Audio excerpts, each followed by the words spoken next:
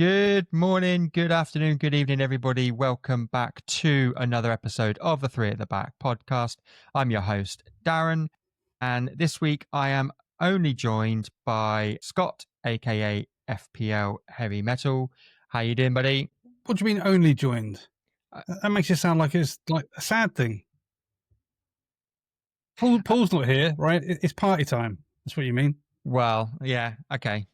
Just He's like not here to tell us off if we run over or whatever, say the wrong thing. That's normally your job, isn't it? I'm banging trouble To here. tell you off. Yeah. No. You weren't here for the last 2 weeks. You should have seen the fun we had. It was great fun. I no did. Disrespect. Yeah. I did see the fun. I saw the sledging. I saw the all the fun bits in the edits. Had to be done, right? If you're not around to defend yourself, then it's game on. Is it open season? Is it? Well, if you're going to be lame and take a holiday and not record when you're on holiday, then it's game on. Yeah, absolutely. All right, fair enough. I'll bear that in mind next week. Well, you're away again, aren't you? I am. Yeah, I'm in Finland for work. Yeah. Okay. So, jet setter. What can I say? Jet setter. Yeah. I'm jetting off to Newcastle this week. Does that count? Yeah, sure. I mean, if you're flying from London to Newcastle, then you definitely are a jet setter. We're getting the train. It's probably more expensive, to be fair. Probably is, and takes 6 times as long. She's I can't work that out. But Paul is not joining us this week, so we will have to make do without our third man for the third week in a row. Hopefully, all three of us will be back on song next week. But he has provided us with the graphics and the slides and all the data that we need to have a good old chat about game week 6, sorry, which is now in the books. It's flying by already, isn't it?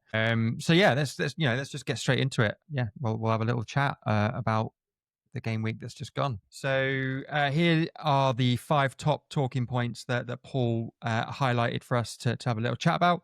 Obviously the late showing by Erling Haaland in that game versus Burnley, really helping out managers that captained and triple captained him in the week. Obviously, it was looking like a dangerously low score with just the 1 assist going into that 90th minute. And then... I mean, I read a stat that 98% of engaged managers had drafted him in, either via wildcard or free hit or transfers. And he was 98% captained. Wow. And triple captained as well. So everyone had brought him in or had him, captained him, or triple captained him. So when that 90th minute hit, I think most people were pretty depressed at that point.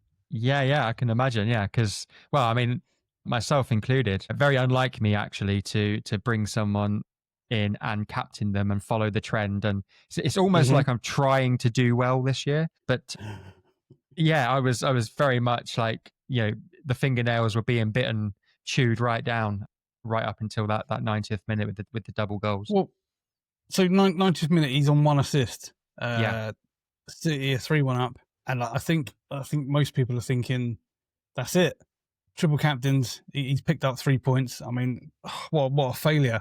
And then he scores in the 90th. So you goal and assist. I think he's probably on 2 bonus points at that point. And then the 94th minute, he rolls it, and 2 goals and an assist. Which is probably what you'd expect. I think everyone's heart rates and blood pressure, everyone was hoping he would have done that a bit earlier than the 94th minute. But as we were pointing out before, it's very important these players play the 90 minutes. Right, 90-minute men are absolute precious because, as Salah's proved many times this season already, if you're on the pitch, you can do damage. Yeah, for sure. And the so many times where we've seen players hooked at 60 minutes, 65 minutes, with like players that you think are definitely surefire starters, and they're not seeing that game out, and you just kind of do wonder what they could have done in those additional 30 minutes if they could have played the rest of the game. So we've talked about DEFCON points. I mean, you probably can't get DEFCON points unless you play the full 90. So if you're being hooked early, midfielders especially, they're probably an avoid unless they're Carcedo, who can ratchet up 20 DEFCON points in like 20 minutes, which doesn't happen every week. So 90-minute men is probably the key for the season moving forward. Yeah, definitely. And I think something else that people maybe had in the back of their minds as well was the presser prior to the game. Obviously, there was talk of Haaland having the issue with his lower back, and when you're watching that game and you're going, okay, they're 3-1 up, they're probably going to take the foot off the gas pedal a little bit, and he's been kind of spoken about having a bit of soreness and stuff like that. There was probably a lot of people going into that 70th minute that were nervous that he probably would have been, may have even been hooked. But nice to see him play out the game and get those 2 goals and the assist. And as you said, that was the difference then between not a poor game by any stretch. Obviously, still returns, but not the returns that you want from a triple captain. And certainly going then it was the highest XG. So he carries the highest XG of any player by a long way, and Burnley had the highest XGC. But it was a match made in heaven, really, wasn't it? And I guess if you ignore the lateness of the goals, it all come true. The data told the story, and people just followed that trend, and it did pay off in the end. I mean, 16 points, triple to 48 is a pretty decent triple captain return for a single game week. Yeah, definitely, and we'll certainly see very shortly just how important that was to your overall game week as well. But yeah, let's move on to point number 2, and I'm sure you'll want some time to wax lyrical about this. Crystal Palace unbeaten in the league in the first 6 games. I think that's 18 league games in total now that you haven't lost. Has there ever been a better period of time to be a Palace fan? Not at all. I mean, on the back of winning our first silverware, no. This is the best time we've ever had. We sell our best players in the summer, and still recruit smartly, and banked £40 million off the Eze deal, and brought in Pino, and not looking back. All credit goes down to Oliver Glasner and his coaching, because he is a seriously talented coach. And if the rumours that United are going to come sniffing are true, then I hope with all my heart that he turns them down. But if he does leave, he will turn them into a force. He'll make that 5 at the back, 3 at the back work for them, and we'll probably go on the slide, because he is what has generated this success. The players take the credit too, but his vision, his coaching, his organisation is all really what it comes down to. And if you ever listen to his press conferences, he's so engaging. And I could listen to the guy for hours. He's so smart, very good with his words, although English isn't his first language. And I can imagine the players sat in the classroom or in the dressing room listening to him, just absorbing everything he says and taking it all on board, because they want to play for him and they want to impress him. And he's just a very, very impressive individual. So we're very fortunate to have him, and United can do one if they want to take him. Yeah, I think watching back that game as well, they just looked so impressive. That first half, you could have been 3 or 4-0 up quite easily. Do you want some stats from this game? Go for it. Hit me.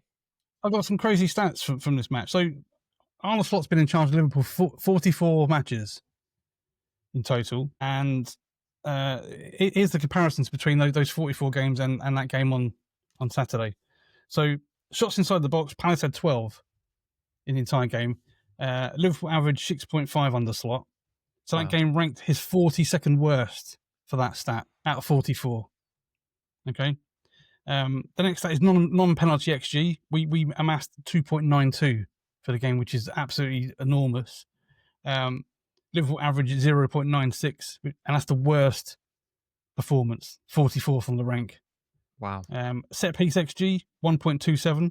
They averaged 0.23, which is the worst, 44 again. And big chances conceded. They conceded 7, which not only is the biggest this season, it's the biggest for the last 4 seasons that any team's conceded in any one game. Oh. They normally concede 1.9, and again, it's the worst record. So we did something to them on Saturday that no other team has done since Slot's been there. And this unbeaten run that you mentioned, 18-game unbeaten run, that includes Liverpool 3 times in that. Whoa! Wow.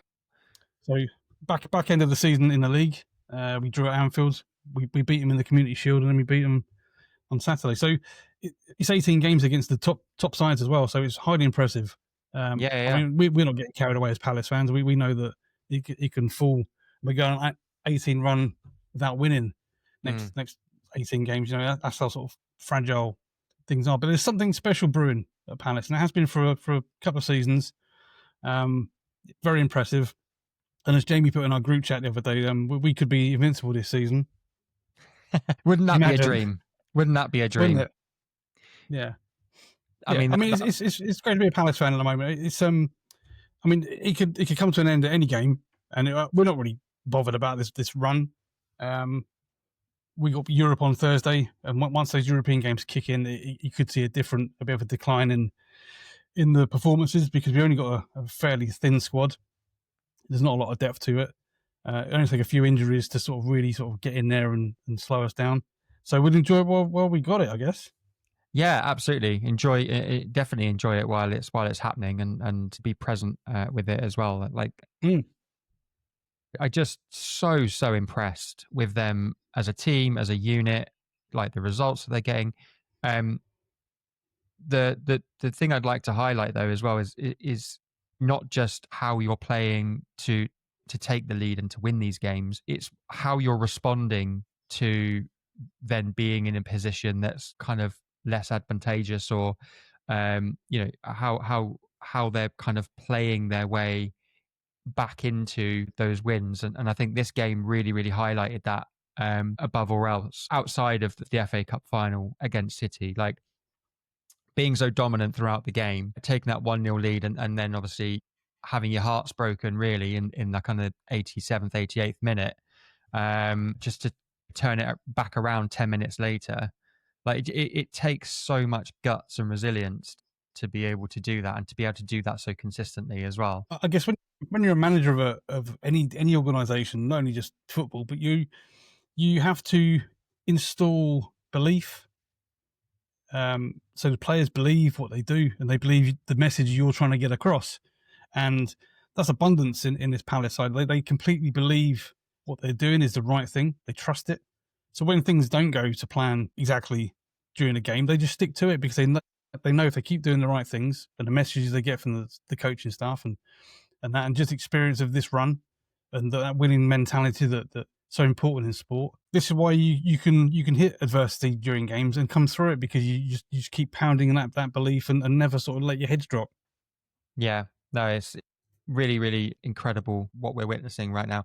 And I genuinely do hope that, as poetic as it would be, that Palace were able to qualify through the Europa League via the league finish this year.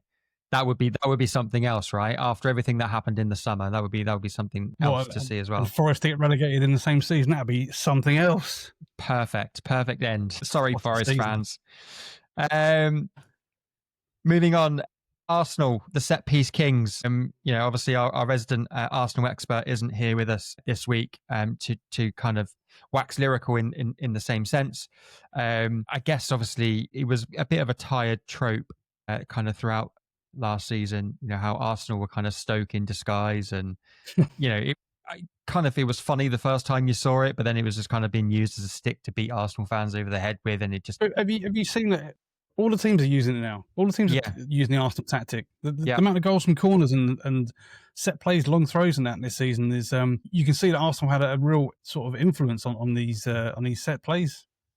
The dynamic has changed completely. Like there's so many teams, like you said, that are now using. I mean, even that long throw, like they're getting down by the 18-yard box, and they've got someone in that team that can really haul it in there. It's like Premier League 2002 with like Rory Delap just absolutely throwing missiles into the box. Well, that's how Palace got the winning goal against Liverpool. It was the first goal was from a corner. We just going about how many big chances we missed it on. Both goals from set plays, one from a corner, one from a long throw. Yeah, incredible, isn't it? I've sensed that shift in play styles more so this season. Maybe there was a little bit of the back end of last season as well, but yeah, you're absolutely right. I think people are paying much more attention now to set plays, and to be honest, I've thought about it for a really long time. Even way back when I was coaching football, I felt like that there was definitely a position for almost kind of NFL coordinated like set piece like playbook. And I kind of feel like this is what we're kind of seeing now. Like, in 2025, we're seeing these like darting runs, but they're calculated. There's nothing random about it. Like everybody knows where they need to be and what they need to do, which is, it's impressive. But Paul did mention in our group chat a really interesting stat. And we obviously mentioned about the trope, Arsenal are Stoke in disguise, and it was funny, and then it wasn't funny, it just got a bit boring. But it's true. But apparently it is true. So since the beginning of the 23-24 season, Arsenal have scored 38 goals from set plays, which is 15 more than any other team in the league. It's crazy. Yeah, it's if almost you got double. a weapon like that, you'd be silly not to use a weapon. I mean, Saka's deliveries from corners for Gabriel. The winning goal against Newcastle was a Odegaard swinging in corner, and there's no one better in the league, I don't think, attacking balls than Gabriel. He's an absolute menace, isn't he, from those balls coming in? And why would you not use your weapon? The long throw is an interesting one because you can't obviously be offside from a long throw, so that adds a different dimension because you can stand wherever you want on the pitch. You can come from on offside position doesn't matter. And I mean, do you see a correlation between the amount of goals being scored, the fact there's only one clean sheet this week? Teams are just using everything in their arsenal to score. Yeah, I mean, certainly think that there's been a big shift. Certainly more so over the last couple of weeks, because we were talking sort of around game week 4 about like how having 4 or 5 defenders in your FPL setup was maybe quite beneficial, and then we've kind of given it like the content creators curse, because like the last 2 game weeks, like there's been hardly any clean sheets at all. Well, there was 10 clean sheets in that week. Game week 4 there was 10, so half the team's got a clean sheet. Only 2 last week, and only one this week. Yeah, and I feel like you're absolutely right. Like the different types of goals that we're seeing, as well, with the set piece goals being an addition to that. I think I read somewhere that West Ham had conceded, is it like 12 or 13 goals from set plays just this season so far? From corners. Yeah, which 6 game weeks in, averaging 2 goals conceded from corners alone is crazy. So that's I mean, yeah, but like we said, if you got a weakness that's just so obvious, and teams are so good at these corners and from free kicks and that, you're going to be sussed out, aren't you? So I think Nuno goes into West Ham. Luckily, he's got a good defensive sort of brain on him, being an ex-goalkeeper. But they have to do a lot of work on the training pitch, because even in last night's game against Everton, they absolutely peppered the goalkeeper from corners. Yeah. And they were a bit unfortunate they've not to score from one of them. Well, yeah, because and I think what that does is it changes the dynamic around FPL and who to captain and how to plan for those games going forward as well. I think I put a poll in our group chat about like who should I, because I'm flirting with like triple captain this week, and I'm thinking, okay, Haaland versus Brentford, Gyökeres versus West Ham. Those were those 2 options that I put up. But I think it was your brother that said like, actually, maybe Gabriel versus West Ham's not a bad shout. It's not a bad shout because clean sheet odds to be quite high. Yep. It's very high to get a goal because they just can't defend these corners. You might not pick up the DEFCONs against West Ham because Arsenal don't really pick up, but it's a good shout. I mean, yeah, for sure. I mean, the only season I can remember where you would consider that as an actual viable option, because season's gone, you would never think of a central defender triple captain. No. Yeah, it's interesting, isn't it? I do mentioned earlier Rory Delap. I still get hammered by some ex-work colleagues for captaining Rory Delap one week in FPL, and it just so happened to be that one week where he got 2 assists from long throws and scored a goal himself. So it was absolutely caning it that week. One of the best game of his career. Yeah, absolutely. He did it just for you. I mean, why not? I like to think so. Anyway, it was definitely one of those ones where you click on like the highest scoring team of the week, and they've triple captained triple captain Sandro Tonali, and he's just so happened scored a hat trick. It's one of those. Yeah, There's always someone out there that does it. Oh yeah, for sure, 100%. Talking about kind of misnomers, I suppose, in FPL. The promoted teams, specifically Sunderland, doing incredibly well in the first 6 game weeks. Keeping a clean sheet. You mentioned there the only team to keep a clean sheet this week. Yep. I did have Granit Xhaka in my free hit team last week, and I was sunning myself in Gran Canaria, and I was watching the recording, doing the edit, and you two guys absolutely laid into, quote, the car crash of a team that I'd put together, which, and you're right to say pre-recording, I am the captain of my own decisions and everything else of that, but I was very heavily influenced to remove Xhaka for one Dewsbury Hall, which, credit to you, made sense, same price, attacking player versus a defensive midfielder.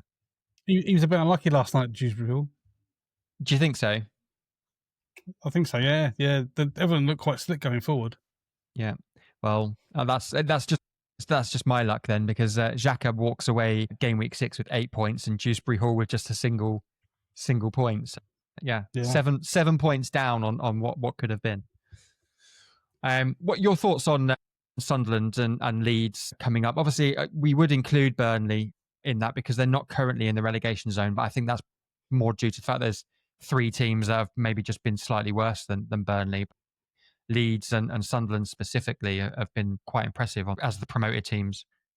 They both look very solid at the back, which is the most what I've taken from both teams. Leeds particularly looked strong, had a good defensive record last season. If you look at the data from last year, I mean, Burnley come up with all those clean sheets, but Leeds actually had a better XGC than Burnley. So it proves they were quite strong defensively.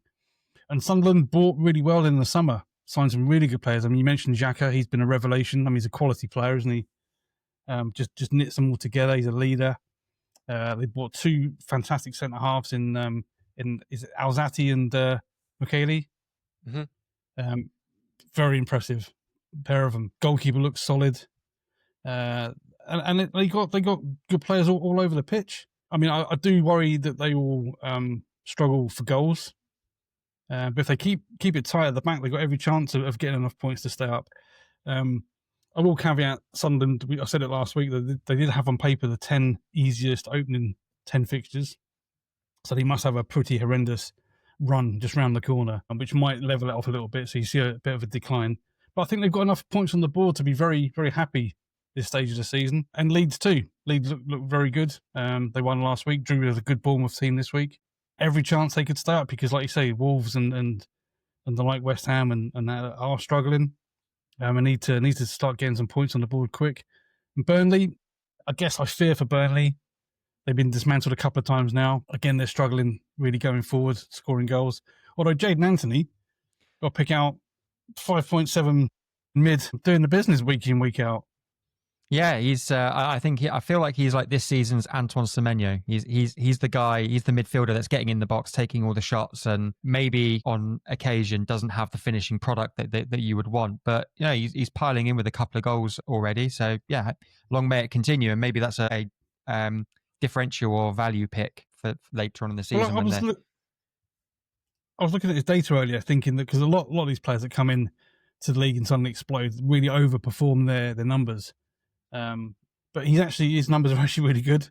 He's actually sort of performing in par with what he's producing data wise. So good signs going forward. I mean, anyone on a wild card, I'd recommend you probably look him and maybe get him in. Yeah. No, fair enough. Just to round off the Sunderland chat, because obviously you mentioned there about the potential fixture swing in and around sort of 10 and 11. Any danger of that then? Because I imagine that probably coincides then with AFCON, and we mentioned obviously in pre-season how those really good signings that they've made, a lot of them are going to be away for sort of three game weeks that they miss, or 4. Well, it's from like game week 16, 17, 18. It could be four game weeks potentially. Which is a stretch, isn't it, to do without your best players at a time when that fixture swing comes about. Yeah, but don't forget Ghana failed to qualify. So you're looking at players like Kudus and Semenyo himself. won't be there. So if any of the African lads for Sunderland are Ghanaian, then they won't be there either. So it might not be as detrimental to their side as what we first thought at the beginning. Fair. Like I said, if they've got enough points on the board up front during these first 10 games, then I think they'll be okay. And most of their players are budget, aren't they, in FPL? But those two centre halves I mentioned are both 4 mil. I mean, there's no harm in buying them and sitting them on the bench if they're not available. Yeah, that's also a very good point. I got Mukiele in my free hit team. I had him on my bench because I was like, I wanted to do the Salah Haaland double up. Didn't really pay off, but £4 million player sat there on my bench with 6 points was a bit of a gutter. But yeah. But that's it. I mean, you don't mind putting them on the bench because they are 4 mil and they don't get you the points, which is always a gutter. Yeah. Well, talking about of defensive players, DEFCON making all the difference this year. So we're 6 game weeks in now. I think we've probably got a good understanding of how the system works, who's consistently picking up the DEFCON points. Your thoughts. Are you converted, Scott? Are you cheering tackles and blocks and interceptions now? Well, I watched the Everton game with Tarkowski in my team for the first week, and I couldn't believe what a letdown he was. He got booked. Well, what happened in the game last night, how I noticed the DEFCONs was that Fulcrum put himself on Michael Keane. Obviously saw him as the weaker of the two centre-halves. And Keane just won everything in the air. I think he finished on 16 points and Tarkowski only 7 because he was basically being starved of any clearances to be made because West Ham were just feeding it down Michael Keane's throat. He also got the goal, so he hauled big time. But I was just interested in watching how it all sort of plays out, and I was watching in real time, adding up on the site, on the FPL site, and it's pretty good. I mean, they updated probably 30 seconds after an action on the field, so it's pretty live. But yeah, I am converted, absolutely converted. And I saw a stat yesterday that Senesi is the only player so far to score DEFCON in every game, so it's an extra 12 points that he's picked up. If he was to pick up DEFCONs in 30 games, an extra 60 points, that's equivalent of 10 goals. Yeah. Okay, so over the course of a season, any centre-half, even any striker scoring 10 goals, they're in most people's teams, right? It's a no-brainer. Yeah. Yeah, I liked what you said a couple of weeks back about saying that if you had a defender that had DEFCON or a midfielder that picked up DEFCON, three consecutive weeks, it's the equivalent of 2 assists. And if a player is making 2 assists in 3 games, they're absolutely in your team week in, week out. That's right. So it's really it's a really interesting dynamic as well because what it has done. And if you have a back 4 and say 3 of the 4 are doing that on a regular basis, then you're mounting the little 2-point gains, but in a bigger way for doing not a lot because a lot of these defenders are pretty cheap to fit into your team and no problem. And I think after 6 weeks now we see who is going to get the points more regularly than others. Yeah, and there's a table that we're going to show later in a bit with the averages. And it's a definite pointer, and they're definitely being picked over the flying fullbacks of yesteryear because I think that is how the game is going to develop over the course of the season. Yeah, for sure. We will get into, as you said, the DEFCON points on the next slide. We'll just want to bring in how each of us performed in game week 6, just to kind of wrap this section up so we can get into the game week 7 stuff. But as you mentioned there, Senesi picking up DEFCON there for Paul. Obviously, you're a little bit disappointed, as am I, that Tarkowski didn't. But there's a few other players across the board there that quite regularly would pick them up, like Reinders and Pedro Porro and Van der Ven have been pretty good at picking them up throughout this season as well. So definitely those are the types of players to watch. Obviously my bench isn't viewable there, but you would see that Mukiele there with sat there with 6 points, who again DEFCON, clean sheet, did everything right. And so you if you want to mention being influenced, okay, my bench isn't viewable on that screen either. And I posed a question on our group chat, who to bench, and the headache was between Gakpo and Ismail Assar. God, okay. And somebody chirped up and said, oh, play Gakpo because he's going to get minutes because Ekitike's been suspended. And I thought, well, that makes sense because Sar's coming back from an injury as well. I posed the question because I wasn't sure if he would start coming back from his injury. And I thought Gakpo was absolutely nailed because Ekitike wasn't playing. And guess what happened? He got benched. And Sar went and got an 11-pointer. Yeah. As is FPL. I mean, that's what happens, right? I think we're 1 for 1 then in the influence game, I'll forgive you for hammering my Xhaka pick because I did. I'm 10 points down on that. Yeah, I did say Gakpo over Sar. You're absolutely right. Mm-hmm. Apologise, mate. Yeah, apologies. No problem. It did mean that you finished game week 6 on 69 points, but Haaland doing. I'm going to try and finish every game week on 69 points. Haaland doing a lot of heavy lifting for you there, though. Well, it's a terrible score. If you take out Haaland's 48, it's an absolute shock. 21 points across the 10 other players. So it's absolutely abysmal.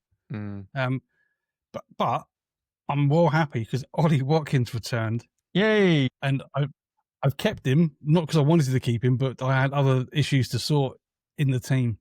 He remained, he returns, and he returns for next week as well because I've got other issues to sort out. So Ollie, for some reason, is hanging on. And hopefully he goes on a good run now because most people have sold him. Yep. That's always the way as well, isn't it? People dump players and then that's when they turn around and put their best performances in. Who have Villa got in the next couple of game weeks? Do you know? Burnley next. Well, there you go. I might even take another minus and bring him in for Gyökeres. Who knows?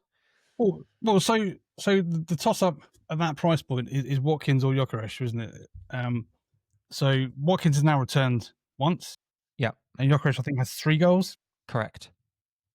So if Ollie returns twice against Burnley and Gyökeres blanks again on the weekend, then they're like for like, and all that hoo-ha that Watkins needs to be sold and Gyökeres needs to be brought in is all leveled out. And I guess it's a game of patience with certain things, certain players. And again, you're on about Glasner installing a bit of trust and belief. I guess you've got to have a bit of that yourself in what decisions you make. And I think Watkins will go on a run now. He played well. He took his goal brilliantly. Great finish and looked lively throughout. So hopefully that's a turning point for him and Villa in general. Yeah, no, I hope so too, because I always hate seeing really good players struggle for form and stuff, and it can really massively affect the whole season if it continues and you spiral down. But as you say, got his goal for game week 6. He's got Burnley in game week 7 with the addition of Harvey Elliott starting now to get starts, and likewise, actually, we should mention Morgan Rogers' first assist of the season as well. Well, did you see it? I didn't know, unfortunately. Watkins should have got the assist. Watkins drove down the left. He played it across and Buendia put it in. And it flicked off Rogers' hand, I think, as it went through. Interesting. And it wasn't an assist. It was an FPL assist of the highest order. It wasn't actually an assist. It's grazed off him because even the Fulham players were appealing for handball. Right, okay. Because it was accidental, it was allowed to stand, and I was like, "Nah, Watkins is going to have his assist stripped here," and lo and behold, Rogers got it. So it was very fortuitous. That's an odd one though by FPL, isn't it? Because I get that it's touched Morgan Rogers on the way through, but it's touched effectively an illegal part of the body. That okay. I guess what it did was it what it is. It took the pace off the ball. Yeah, it took the pace off it and made it easier to score it. So I guess if you deem it accidental, it meant that Buendia had a easier finish than if he hadn't touched it. No, fair enough. Paul finishing on 62 points, also captaining Haaland, benefited massively from that Bournemouth double up because I guess like the both of us, rest of the players across that team really struggled. Gyökeres, João Pedro, Njai, Saka, Tarkowski, all blanking or this is Paul's wildcard team. Yeah. So this is his game week 6 wildcard, which is why Haaland's not triple captained. Gotcha. Solid start. Obviously, he banks that triple captainship for another day. The 2 Bournemouth boys coming up trumps. I mean, Senesi conceded 2 goals. He got DEFCON and an assist in that game. And Semenyo returned again with an absolute howitzer of a free kick. Now, he's on free kicks, penalties. I mean, is there anywhere else from the pitch he can't shoot from? This guy, you know, he's gonna start shooting from goal kicks next, isn't he? Like taking the goal kicks off the keeper. Stick him on corners and whip him in. Well, I mean, he's quickly becoming Bournemouth's talisman, isn't he? Yeah, for sure. I mean, all the goals and chances dried up for Evan Nilsson, and Semenyo still. He's had another bump on the price. He's up to 7.9 now. So he's had nine increases, which is absolutely, the graphic that we've got here, the graphic that we'll show you in a second is 7.8. So he's had another bump even since last then. night. Yeah. Wow. And Senesi's got the 4 now. Senesi has had 4 bumps and Semenyo 9. So those Bournemouth assets are proving to be value if you've got on them early, but still good value. I mean, Senesi's been at 4.9. I wouldn't be put off getting him in. Good value still under 5. And Semenyo, I guess his price is creeping up. 8 million. He might be deemed expensive at 8, but if he's returning every other game, maybe not. Especially if he keeps bumping up as well, because then you got the resale value as well. 66 points for myself. Again, Haaland doing a lot of the heavy lifting there, although he accounts for less than half of my total points. I had Semenyo and Gabriel doing bits for me. Gabriel. Again, another one of those 90-minute men, turning that whole situation around. Going into the 90th minute, he was on 4 points with the start and DEFCON, and then smashed in that goal, and that meant that he got the bonus points as well. So went from 4 to 13 in a matter of seconds, which is a huge. That's a Salah special, that isn't it? 94th minute, does nothing all game. Taps it in, yeah. I mean, I will say I forgot to mention that Paul had Gabriel benched in his wild card. He correctly analysed the game. He thought Newcastle would score, which they did. That 90th minute or 94th minute, whatever, Gabriel was like you said, was nowhere near getting those point hauls, and it only takes one moment. But I guess over 95 minutes, Paul was correct. Just gutting, really, that it happens in that manner. But I guess he takes the win, right? He doesn't really care at that point. No, yeah, exactly. Yeah, I think that's where FPL kind of comes into its own sometimes as well, because we've spoken before about how supporters and fans of specific clubs almost willing their teams to concede as long as the player that scores is in their FPL team. Yeah, sure. So yeah, that's the game week 6 wrapped. So we'll go into game week 7 and just give you some kind of headline stats and things to be conscious of, and then we'll show you our 3 teams and who we're picking and captaining and everything else like that. Obviously, DEFCON has been the headline of this episode, really, in terms of like its benefits and how you're converted and whatnot. I think we've kind of gone over it quite a lot in previous episodes as well, but there's a good stat pack there for people to take a look at that maybe still don't really kind of understand it, or a little bit kind of don't really know which players to look at and things like that. So as you rightly mentioned, Senesi is the only player that's got DEFCON every single week so far. Tarkowski is 5 out of 6. The only time that he's actually failed was against West Ham on Monday. But what I would highlight there is definitely the price points of the players that are getting DEFCON consistently, or certainly have a high average rating as well. So like for the likes of Milicevic at Bournemouth, 4.5, Alderete, 4 million, Musiala, 4 million, Bueno at Wolves. I mean, even a Wolves player, right, that been quite terrible all season, consistently on average picking up 13 DEFCON points every game, 4.4 million. So yeah, some really interesting players highlighted there for sure. Yeah, if you're building a wildcard side and you want cheaper players that are going to contribute, where a season gone by you would have just picked the 4 million defender just to sit on and rot on your bench in 3rd place. These players are actually, because of the DEFCON introduction, they're actually value, and in those Sunderland centre halves, actually fantastic value because they're returning good points. Like you had Musiala on the bench for 6 points. I think Alzati picked up 13 points this week because of the goal, the clean sheet, the DEFCONs. I mean, he cleaned up this week, so huge value. And those tables are important because it's not only picking cheap players. These are the cheap players that are returning consistently. So if you're building a wild card, these are definitely the guys you got to consider. Yeah, no, absolutely, for sure. Particularly if, like myself, when I built my free hit team, I had it in mind that I wanted to get Salah and Haaland in. Obviously, Salah blanked this week, which is a shame. But the only way that I was ever going to make that work is I needed those 4 million and that 4.5 million players in there to be able to give me the free budget to be able to do that. So yeah, no, there's definitely huge amounts of value in those defenders, and also looking at the teams that they play for: Sunderland, Fulham, Brighton, Everton, Wolves. Like these are not your top 4, top 6 teams where these defenders are coming from, which I guess kind of makes sense because like it's going to be the defenders that are under the cosh more often than not, right? That are going to be picking up these points.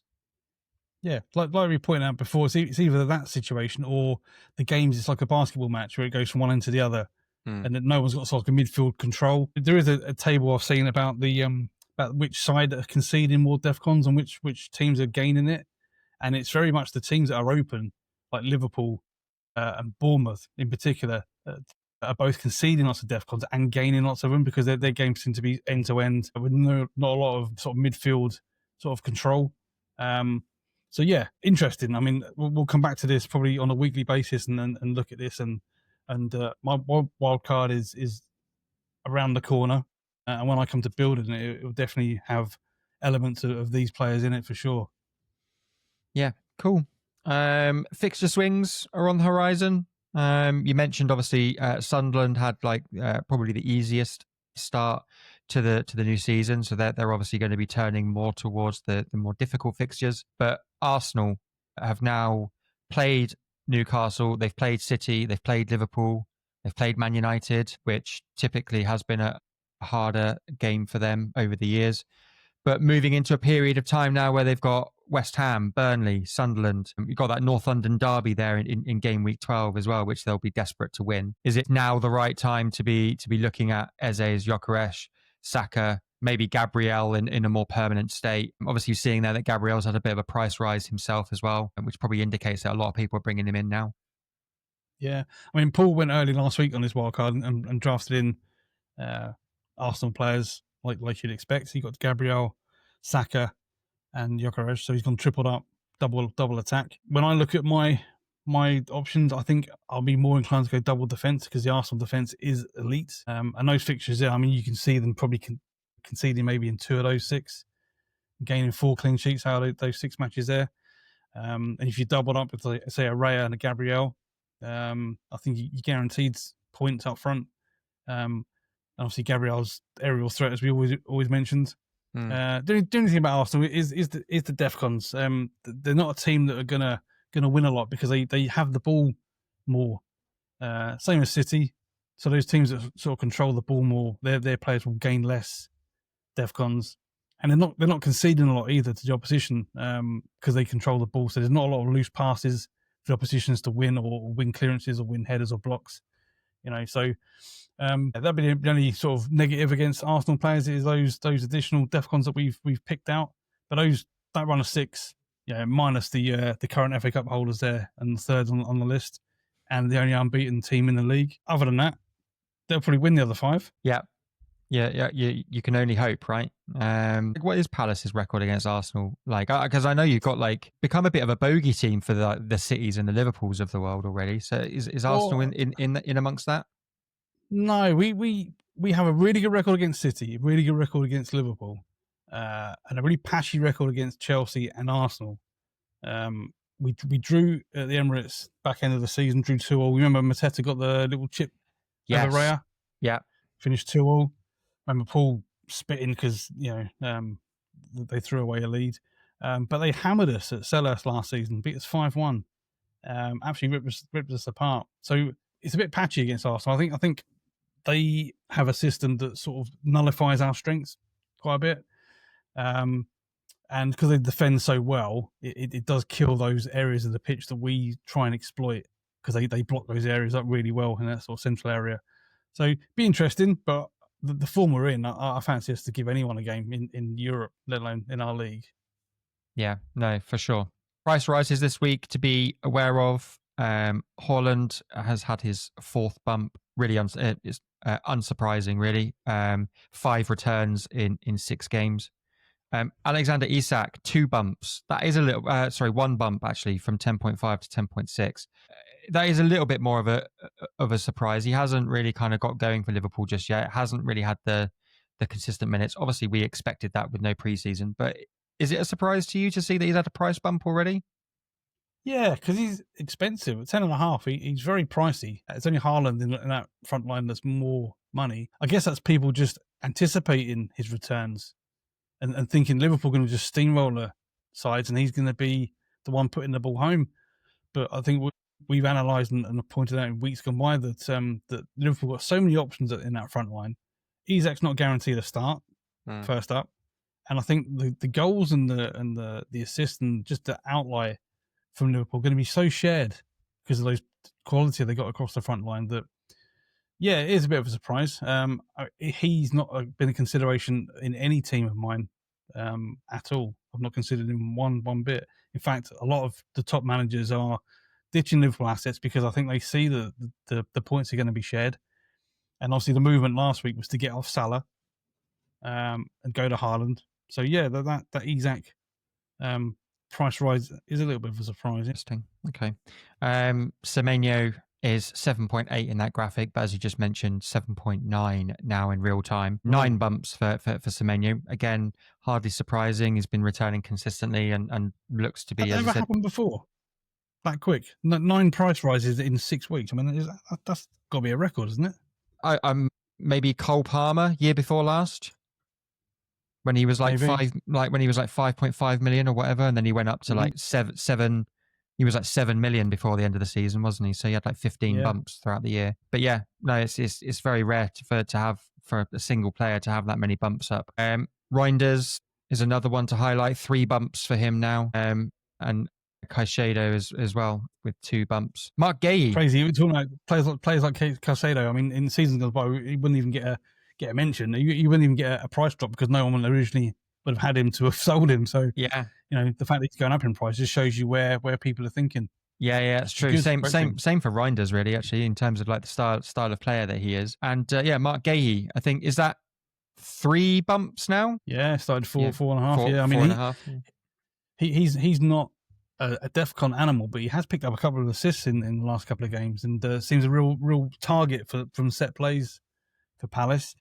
If you want a Palace DEFCON animal, it's Chris Richards is the one picking up the additional 2 points week in, week out. Interesting. Okay. And again, that's a player that not many people have been talking about or mentioned either. Certainly not on any of these radars anyway, right now. No, I mean, it just shows you that the player pool is far bigger. I guess is it bigger if you're not considering the fullbacks anymore? Is it just shifted? The player pool hasn't got any bigger. It's just shifted, maybe. Yeah, that's a fair point. Okay, let's get into our teams for game week 7 and who we've picked, who we've captained, some reasons why. Scott, this is your team. Got Dubravka in goal, Pedro Porro, Gabriel, Tarkowski across back 3, Ismail Assar, Kudus, Njai, Reinders in the middle with Haaland, Watkins and Pedro up top. Hermansen, Gakpo, Dorgu and Esteve or E-Steve is on your bench. Surprised you mentioned that E-Steve picked up two own goals. I was going to say he was a sending off away from doing a full Jonathan Walters, if anybody remembers that reference. But yeah, brilliant. But he picked up DEFCON in that point in that game and only finished on -2. Well, I mean that's hooray for him. he almost saved the day. You see where Gakpo is sat? Yes, first. That's where he should have been last game week. Yeah. Fair enough. What are the chances he returns and Sarr doesn't this week? Yeah, well, Chelsea have looked, not that great, to be honest. I think it wouldn't surprise me if Gakpo did score, to be honest. Yeah. So I've gone early on the transfer this week. Gabriel's come in. I've already made the move. He's in for Milinkovic, who has been one of the biggest disappointments of the season. 6 games, no DEFCONs, no attacking returns, no clean sheets. Been absolutely abysmal pick. Complete contrast to last season. And I think on that, Forest as a whole, I think people will need to reassess their thinking on Forest. They had a awesome season last, and I think this season they've gone back to the Forest I think we expected them for last season.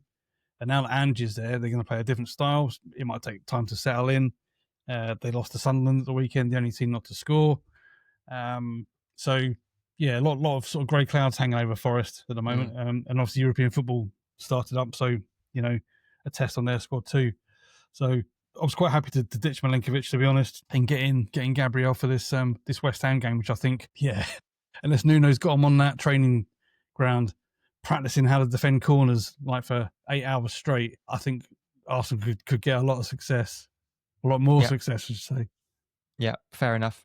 I'm starting to be convinced here to take another minus to get Gabriel in. I've currently got Virgil in against Chelsea, so it wouldn't be a hard swap in terms of pricing. Let's get onto your team in a minute, and then we'll discuss a couple of things.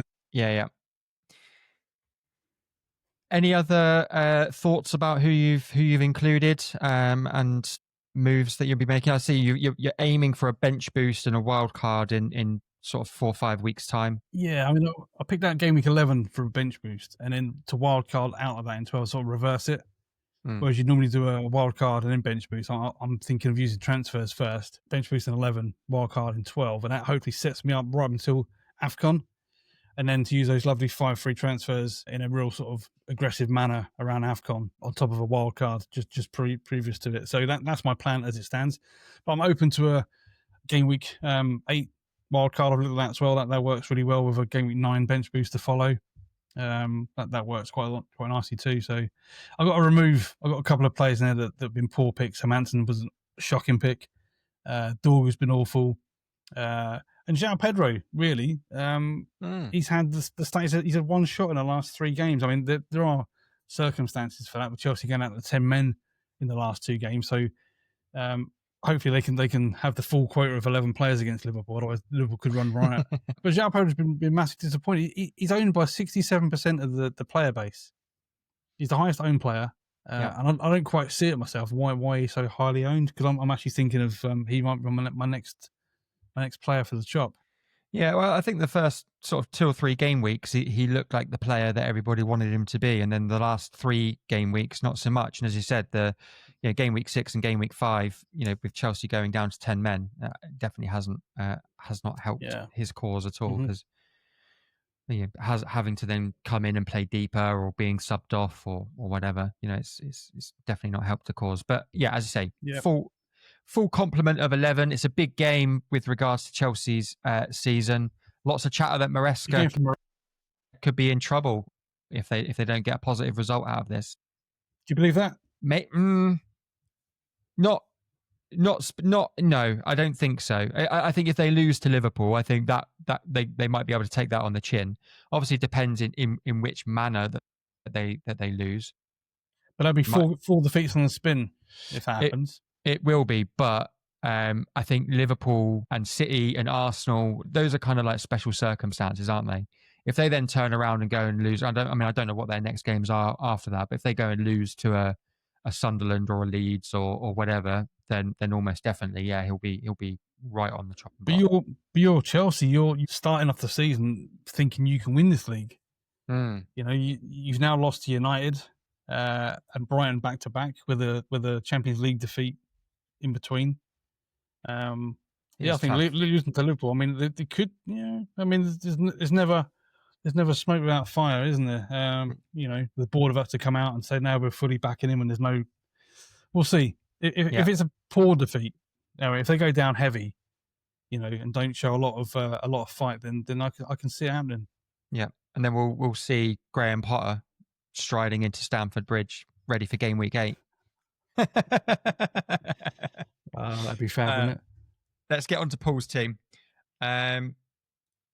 So he's gone with Nick Pope in defence, Gabriel, Van der Ven and Senesi for a pretty solid looking back 3, to be perfectly honest.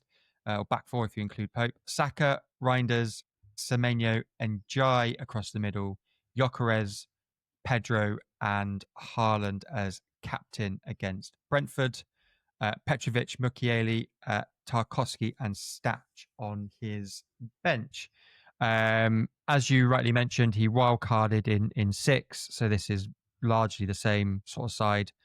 No transfers have been made that I can see there, just a little bit of a lineup change. But yeah, he's set himself up for the Arsenal and Man City fixture swings. He's now carrying 3 transfers going into game week 8. As we've just mentioned, he's reviewing Pedro long term as performance levels have dropped. Looking at Voltemada, which is definitely, I was literally just about to suggest Voltemada as an option to you as we were talking about Pedro a second ago. I think he is a real potential asset. Yeah. Also planning for ditching Everton assets for game week 13 or monitoring of form, and then planning a bench boost for game week 8. So lots of like long-term vision, long-term planning there with regards to Paul's team setup. Good. Any holes specifically that you can see there? Any improvements that you would make to that starting 11 perhaps, or any bench players that you bring in? The whole squad. No, the whole squad is very strong, very very well thought through. He's correct, like we just said about João Pedro, monitoring his form in it and Chelsea's form in general. And Voltemada's a decent pick. I'm looking at Strand Larsen. I know Wolves haven't been particularly good, but he's back from injury. He's going to be on penalties. He is their best player, their only sort of source of consistent goals. So I fancy him, and Wolves fixtures do turn pretty nice from this week onwards. So he could be an option for a João Pedro downgrade. Gives you a bit of money in the bank as well. Yeah. He's got the old DEFCON animal in Senesi. Semenyo with his price rising. Paul was on Semenyo some weeks ago. He's not just been brought in for the wild card. He's been on him for a few weeks, so he's gained quite a bit of value in him. I guess anyone out of all those, you look at Saka, just back from a reasonably long time off, hasn't lasted. I think he got pulled in the 70th minute. Looked okay in flashes. My issue with Arsenal across the midfield is who do you pick, because there's so many options now. I mean, look at Marino comes in and does the business. Odegaard's now fit. You got Martinelli being benched. Trossard's getting game time. Eze's in there playing out of position. I mean, there's so many options now. The Saka's minutes, I guess, with Madueke being out, maybe a bit more secure. But I did ask Paul the question last week: if Saka was struggling or having his minutes managed, who would they play there as a Madueke replacement? And he said, well, Trossard can play there. Wanyeri can play there. Even Eze could probably play on the right side. So the options. So Saka would be the only one out of that starting lineup that I'd be a little unsure of. And is he value? So if Gyökeres is on penalties, which I think everyone thinks he is Saka at just under 10 mil value for money without penalties? I guess, time will tell. For me, I think Saka would probably be the one that's likely winning the penalty for me. So whereas previously, it's just those minutes managed with him. I think in seasons gone by, he's been so over heavily used that these injuries are probably no surprise.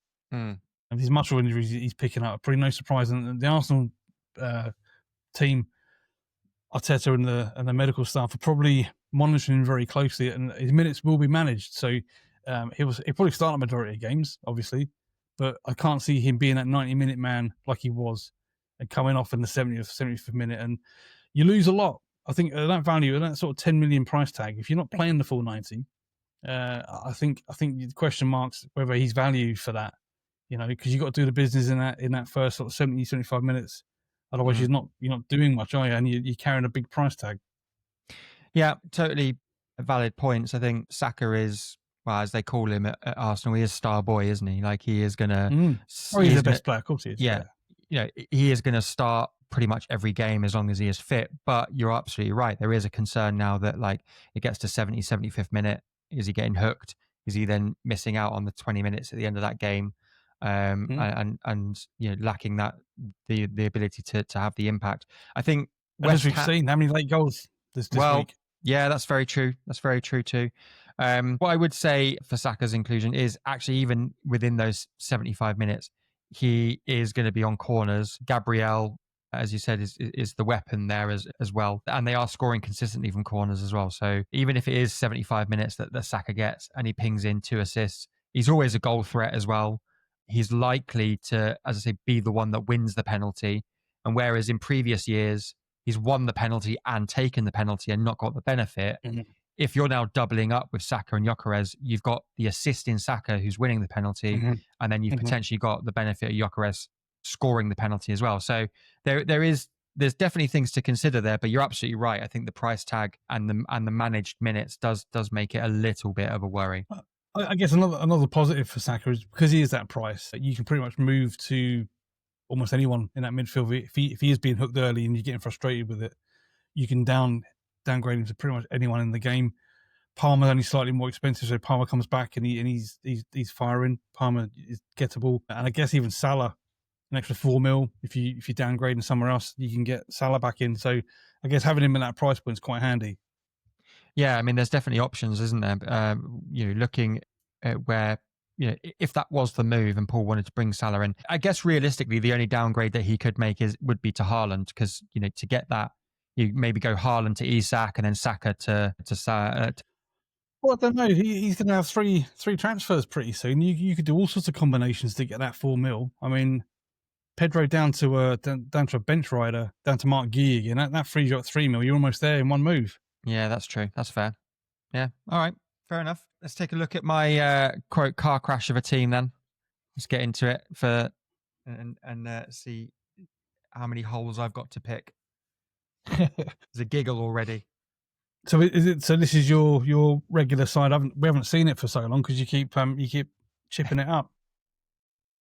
So this is the wild card team from game week 4, I think it was. Yeah, 4 was my wild card, and then I free hit in 5, and free hit for 6 just gone. So it's reverted back now to this side. So you have as a heavy hitting front line, and that's a very expensive front three. I mean, if they all perform and they all do bits, then I'll be really happy. But no, you're absolutely right. Mm-hmm. There is a lot of budget tied up in that front three there. Mm-hmm. I'll just talk you through my thoughts. Obviously, I was prepared to roll my transfer this week, and I originally did have Salah and Pedro in my side. I was prepared to roll the transfer and go into next week to make those moves for free. But then I just felt like, Arsenal against West Ham, Haaland versus Brentford, like I couldn't not have those in my squad. And it didn't necessarily need to be Eze that I switched Salah down to, but I knew that I definitely wanted Haaland in the squad. So, I could have made the Salah switch this week and then the Haaland switch next week and say, like, bring the money in. But I've just thought, no, forget it. I'm going to take the -4.